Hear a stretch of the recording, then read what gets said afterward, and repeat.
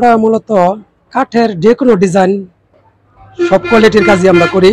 হ্যাঁ, চেয়ারের পায়া অনেক সময় অনেক চেয়ার আছে যেগুলি কাটিং এর মারফতে হয়, আবার কিছু আছে টন হিসাবে টনের কাজও করা হয়।